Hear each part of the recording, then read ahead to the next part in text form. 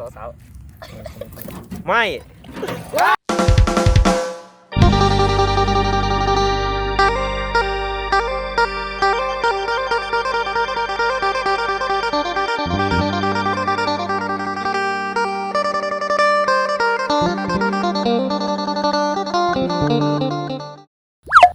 บายดีมื้อนี้เราอยู่ที่สถานที่ถ่ายทำเพลง MV ที่เราเห็นเพลงผ่านมาเนาะโอเคมื้อนี้แม่นเฮาบ่ได้มาเฮ็ดมีเพลงมื้อนี้เฮาบ่ได้มาเฮ็ดมื้อนี้เฮาจะมาเฮ็ดไก่อบเฟืองเนาะว้าวเป็นสูตรของกระป๋องสตูดิโอนี่แหละบ่มีสูตรว่ามันสิเป็นแนวใดถ้าติดตามเบิ่งเนาะแต่ตอนนี้เฮาท่าปิดมาก่อนท้าปิดตอนนี้ก็ปิดไม่ยังปิดก็คือตัวเฮาสิเอาง่ำไก่เนาะงำไก่งำไก่เลยวะก็คือตัวเฮาสิเอาง่ำไก่เนาะนี่ก็มาเบิ่งอุปกรณ์ของเฮาเนาะอันนี้ก็แม่นไก่ที่พวกเฮาเฮ็ดออกมาแล้วมันเกือบเรียบร้อยมั้งรสชาติว่ามันสิเป็นจังได๋ก็ท่าติดตามมีอีหยังได้มื้อนี้สำหรับเครื่องเฮามีอุปกรณ์ของเครื่องเฮาแม่นคือมีอีหยังว่าเรื่องอี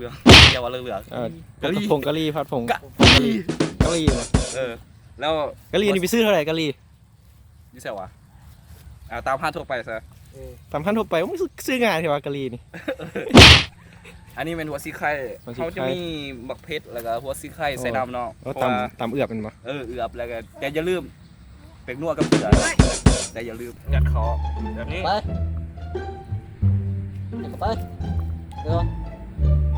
แล้วอ่ะพอดีกับปิดพอดีแล้วว่ะแทกเบิ้งว่าแทกอยู่นอกเบิ้งไหมมันเป็นหัวมันต่ำมันนะตามยัดลงไปอีกว้ามันซับมันสุดทางโอ้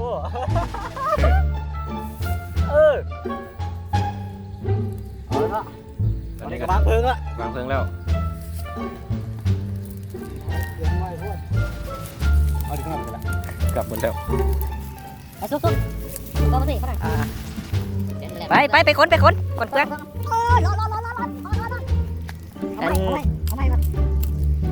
เคยอย่างเด็กน้อยอ่ะจะมาก่อนนะไปแล้วมันบ่เคยลิ้นอย่างเดียวลิ้นขี้ตมลิ้นเฟืองมากขนาด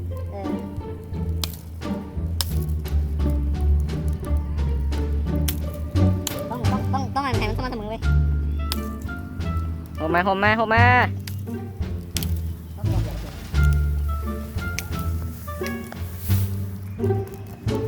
ใช่เลย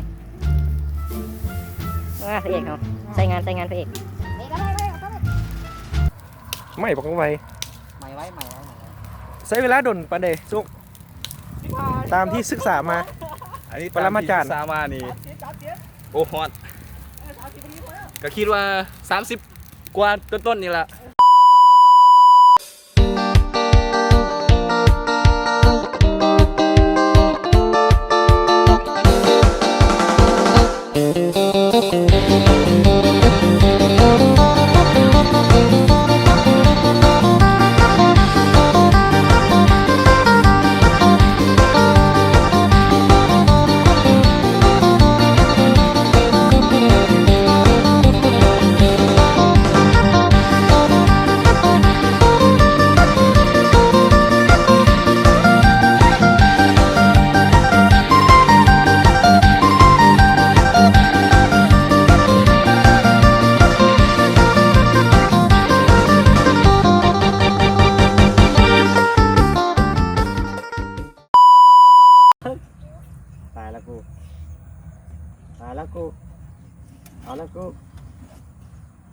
เอาเสือมาดู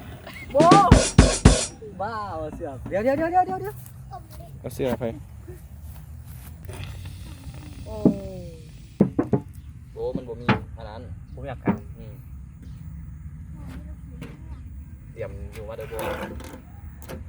2 3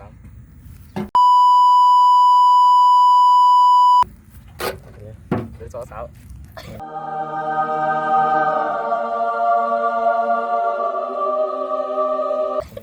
ไม่ ซุกมึง เอาผู้ดีกิน ไก่พังเลยครับ โอ้ใหม่เลยกูมึงกับมึงจับว่าดีๆมึงกับว่าขึ้นสูงกูนั่นแหละ โอ้ผู้ดีได้นี่เนาะ พอดี ผู้ได้ใหม่เนี่ย เพื่อนเลย ถ่ายได้ปะ ได้ปะ หลังจากที่ว่ามันออกมาแล้วมันก็หน้าตาแบบนี้เนาะแสดงว่าพอเขาเฮ็ดพลาดทีมเย้ โอ้โหเด็กเดี๋ยว มีกองเสียห้อง อันนี้มันคิดดีเลย ปัด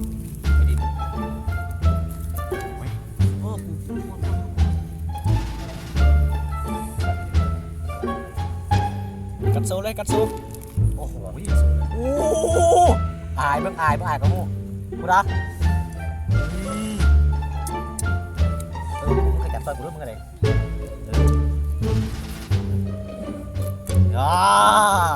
กินบ้างดิ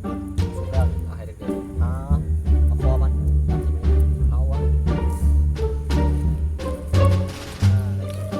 โอเคเนาะ โอเคถือว่าผ่าน แล้วตอนนี้เขาก็เอาไก่ออกกัน สำหรับเข้าไก่อบเฟืองสูตรนี้มันแสดงว่าเขาเห็นผ่านเนาะแต่ว่าเอาไว้ซ้ำนี้ก่อนถ้าคลิปหน้าว่าพวกเขาเสียนยังอีกกระทาติดตามเบิ่งเนาะที่สำคัญอย่าลืมเข้าไปกดติดตามกดไลค์ แซ่เนาะ กดแชร์ซองพวกเขาและ YouTube ของพวกเขานำอีกโอเคไปก่อนเดี๋ยวกินให้เบิ่ง